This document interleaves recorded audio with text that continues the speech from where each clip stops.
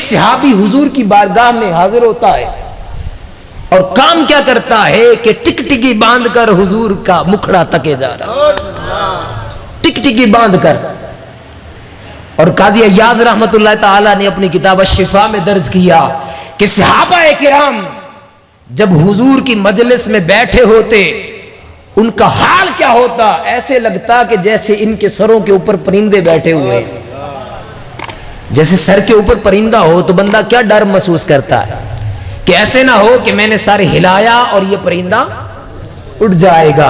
वो फरमाते हैं कि सहाबाए किराम जब हुजूर की मजलिस में बैठते, उनकी हालत क्या होती कि हुजूर के हुस्न में इतने मगन हो जाते, इतने महव हो जाते, वो अपने सरों को भी हरकत न देते थे।